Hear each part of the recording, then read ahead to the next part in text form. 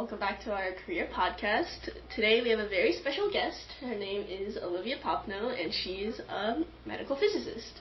And so would you like to introduce yourself a bit first?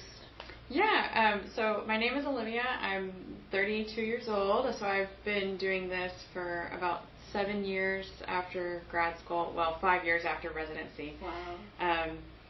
Yeah, I work for a consulting group in San Antonio, and we do some travel, so I'm here in Corpus Christi today. That's pretty cool. Yeah, we come every week to Corpus to work at the cancer center here. Yeah. So you mentioned you travel a lot. How is that like? How is that kind of lifestyle?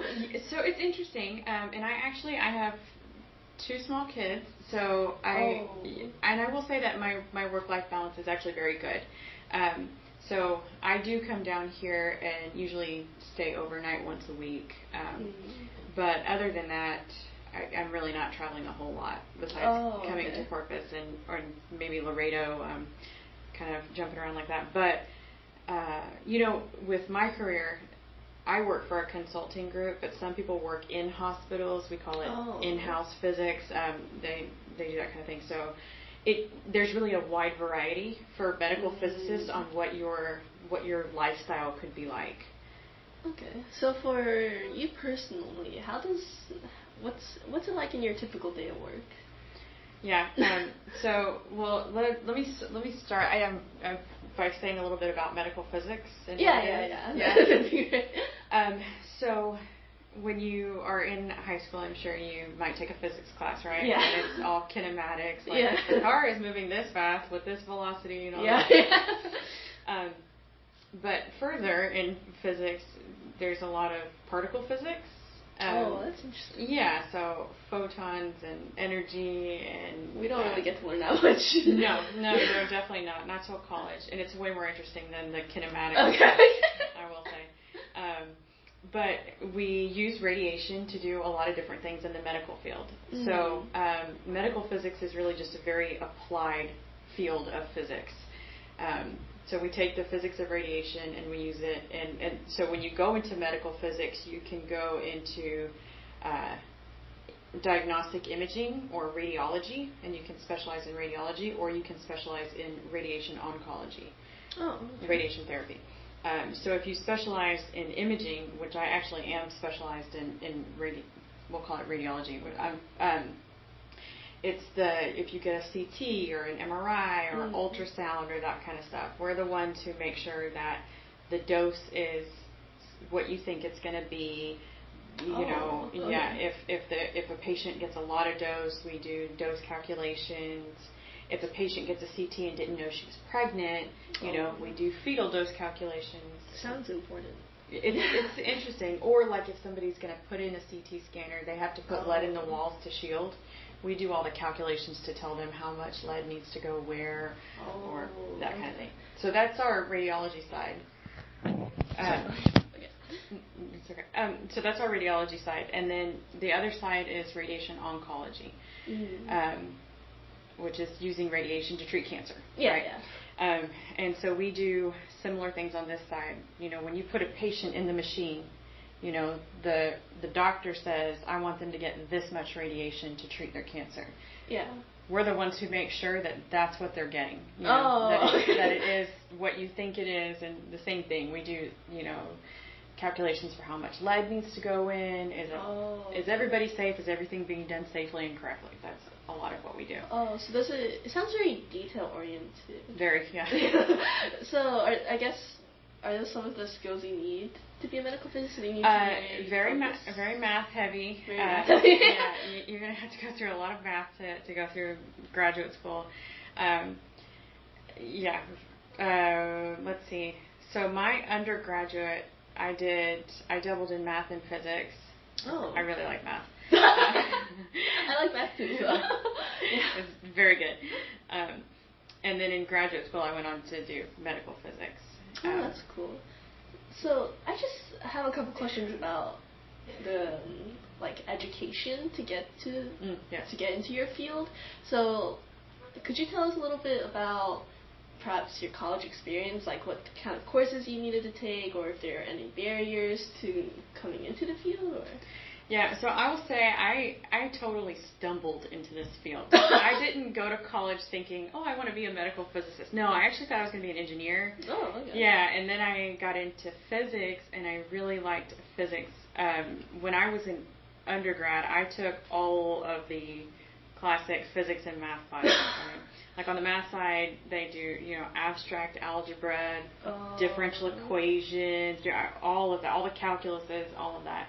And then on the physics side, all of the traditional physics classes I did. The quantum mechanics, thermodynamics, all that kind of stuff. Then you go to graduate school for medical physics.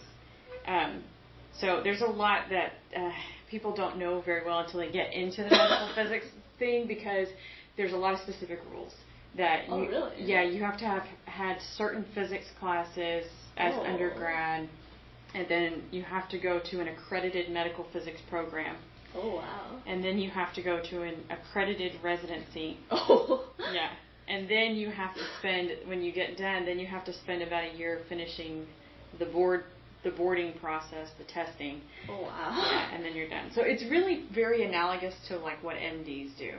Oh, okay. As far as like they go to med school, we go to grad school, then we do residencies, then we have to take all the board exams. It's all, Wow, that sounds really tough. It is, but once you get through all of that, it's a great job. It's a great job. It is. You feel like it's impactful, but you don't have to touch people or work with patients a whole lot. You can be like on the sciencey side and not have a whole lot of patient interaction, which is a good fit for me. Okay. Yeah, and honestly, it pays well. It's in super high demand. We are so short-handed. Okay. Yeah, so it's a great career, but yeah, it is a bit of a hike to get there. So I know this might be a sensitive topic, but you mentioned pay. Mm-hmm. So could you give us like a rough estimate? You don't need to give like your exact pay, but just like a rough estimate of maybe where you are now compared to where you were when you first entered the field? So it is, and I don't know if you're focusing at all on like females in STEM or anything like that. Oh, well, I was just gonna ask that. Yeah. So it's actually very interesting because, and I'll circle back around to your question, but no, it's fine. Take your time. It's interesting because our field does this thing called a salary survey, and so we are part of the our like worldwide thing is called the APM. It's the, or I guess nationwide, it's the American Association of Physics and Medicine, and they have everybody put in like anonymously, kind of what you make, bonuses, all this kind of stuff, and then they put together a survey of all the salaries. Yeah, and every year women are about $10,000 to $15,000 less than men on average. Really? Mm-hmm. It really is true. But yeah, I mean, I think the salary survey says that the average in the United States, and I'd have to look it up because I can't remember exactly, but is somewhere in the 170 a year range. Okay. Yeah, it's something like that. That's pretty good. Yeah. So it's a good salary, and of course there's a wide range on that. I think, I think that was the average of all the physicists in the country what they reported. Yeah, okay. It might have been 200 somewhere. It was somewhere in there. So okay. So it's good. It's good, and it's a lot of work. But honestly, you spend a lot of time going to school. You're extremely specialized. I know things about radiation that nobody else in this building knows. And, I mean, really. And so, you spend a lot of time becoming the expert with it. So. Sounds like, so it's a tough journey, but pays off in the end. It really does, yeah. Mm-hmm. Okay, that sounds cool. And you mentioned how women get paid less in general than men. Can I just ask about maybe the representation of women in your field? Are there a lot less than men? Not a lot less. So if you were looking at either more traditional applied physics or theoretical physics, it is significantly less women. Okay. And I would have to look exactly what the statistics are, but I would guess it's probably 20% women. Oh, wow. Yeah, it's a lot less. Now, medical physics is not as bad. That's interesting. We're much closer to a 50-50 split. There's still less women, but we're closer to even split. Oh, that's really interesting. Mm-hmm. Yeah, I didn't realize that. Yeah, it is interesting actually.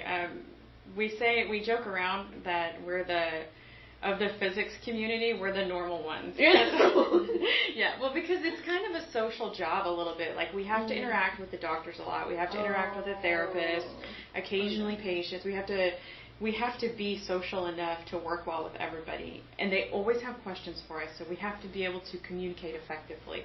Oh, okay. So communication is another important skill, I guess. It is, yeah. We can't be like The Big Bang Theory. I don't know if you watched that show. No. I've only watched a few episodes. Okay, yeah. We can't clips. We can't be like that. We got to be able to work well with people. Mm-hmm. All right. Oh, okay. That's great. Yeah. And I was just wondering, do you have any advice for perhaps high schoolers like me who are considering becoming a medical physicist or a physicist in general? Yeah. So I would say that traditionally the physics that you take in high school is not really a great representation of what physics is really like. Oh, okay. I mean, it's never. I mean, I took physics in high school, and it was kind of whatever. And I mean, I'm sure there are good physics high school teachers out there, but usually people who really are very good at physics and like physics, they go into graduate school and then they go on to do a bunch of different things. So usually, at the high school, like at teacher level, a lot of people didn't go in that wanting to teach physics. They just came into it in different ways. That has been my experience with people that I know who teach high school physics. Makes sense, yeah. So I would say you do have to be good at math. And you do have to be able to think creatively because physics concepts can be hard. Yeah. But I would highly encourage people not to be afraid of it. So I find that when somebody asks me what I do and I tell them I'm a physicist, they don't say anything else. Really?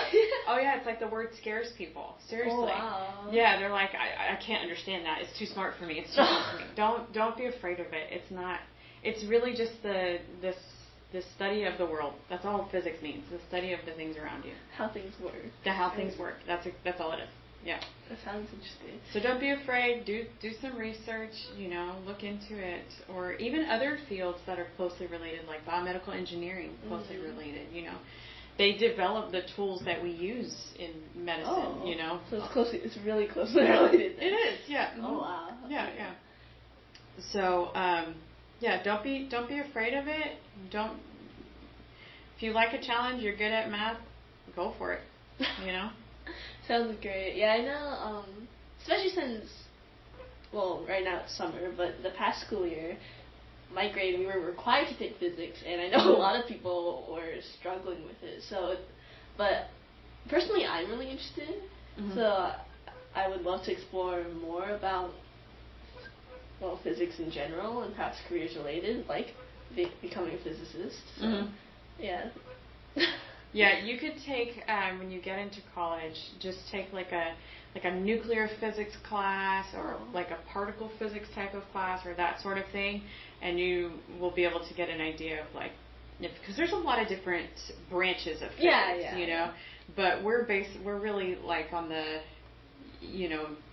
nuclear is relevant. So if you took a nuclear physics class and you really liked it, then it might be something that you're like, okay, I want to learn more. If you're like, I really hate this stuff, then it's probably not for you. Okay, but would you say in general, I think you already kind of said it, but high school physics is a lot different than college physics? Very. Okay. Very. I had no interest in physics when I took high school physics, and I think I did it 2 years in high school. Oh, wow. But, yeah, I was not. Okay. So it's really different. Okay. Yeah. Well, I think that's great for those that perhaps don't necessarily enjoy physics right now in high school. Because like you said, it's a lot of kinematics, a lot of projectile motion, you throw something, and you calculate the speed. And object motion, motion, all that kind of stuff. Newton's third law. All this kind of stuff. Second law, all that, It's very exciting. Very exciting. But it's a lot more interesting in college, I would say. It is, actually. So even in college, like if you take physics 1 it is going to be that same kind of stuff. Just fundamentals of physics, I think most colleges usually call it. It's not exciting. And honestly, I spent 4 years taking physics classes as an undergraduate, right? And that was one of my least favorite, was that fundamentals. Yeah. I liked the other stuff, you know. I loved nuclear physics. I loved quantum mechanics. I mean, I love that kind of stuff. So you must be really passionate. I really am. Yeah. Total nerd. I'm like, I love it. I love physics. That's great, though. That's great. I'm glad you found a nice career that's suited for your, I guess, your interests. Yeah. Mm-hmm. Yeah. All right. Well, I think. Yeah. No. Thank you so much for your time. I appreciate all of the great advice and all the stories you kind of told us today. Yeah, I'm happy to do it. I also feel passionate a bit about women in STEM. Yeah, that's a big focus I would have. Yeah.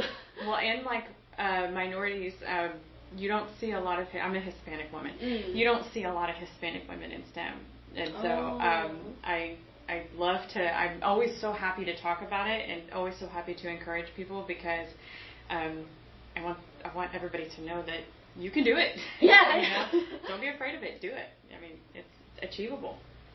Yeah. Well, thank you so much again. You're welcome. Yeah. Yeah. Yeah. That wraps up our episode.